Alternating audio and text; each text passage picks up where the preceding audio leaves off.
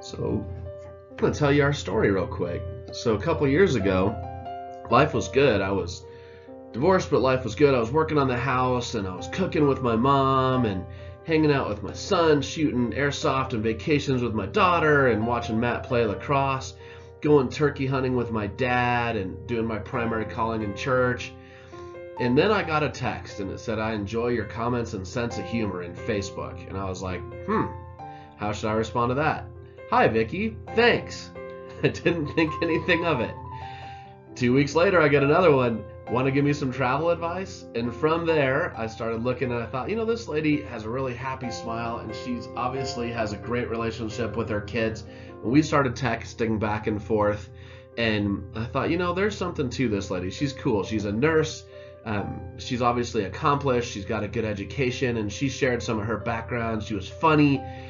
She liked to shoot guns and just do fun things like that. So we started playing games together, and we played this game called Ruzzle. And then we started doing online dates, and we just would laugh together and send each other funny messages and funny photographs and things like that. And I found I had a good time with her. So then eventually we were talking. I decided to fly out to Salt Lake and meet this lady.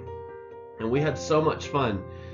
We went out and we went to the Melting Pot fondue for dinner on our first date. I brought her a little sweatshirt from the school where I teach. I brought her daughter Emily a little stuffed animal, and we kept playing Ruzzle, and we just kind of kept building our relationship. And I whooped her at that game, so she got a tattoo, and she would send me little things like t-shirts, and then I'd go back to Utah and visit her, and we just had so much fun just building our relationship. And then COVID hit, and things got pretty intense for her at her hospital where she worked.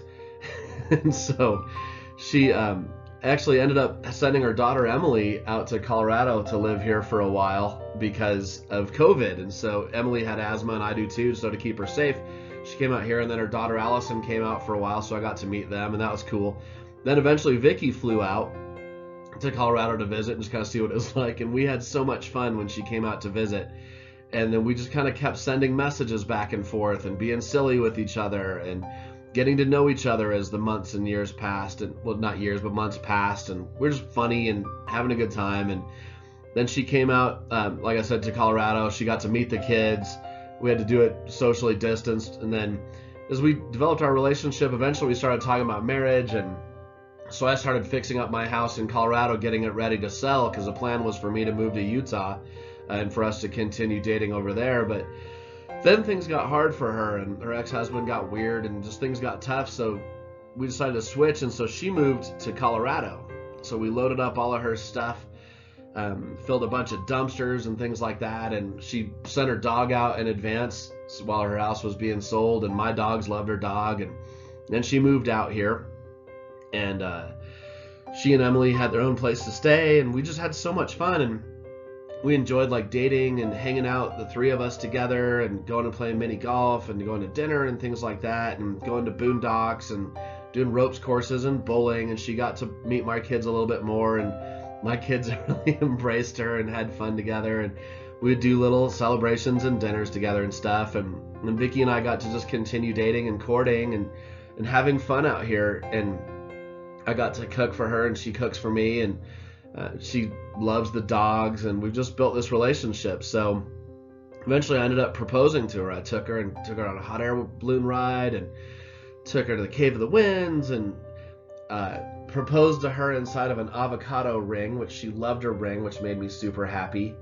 And here we are. It's been a long year getting to know each other. We've had a lot of challenges and difficulties, but we've overcome so many things together and gotten to know each other. And she's just the most brilliant, fun, intelligent person, and she just makes my life awesome. So we are having such a fun adventure together, and we're so appreciate all of you being here for our wedding reception. And boy, COVID is strange, and things have just been strange, but we are so in love with each other and can't wait to live the rest of our lives.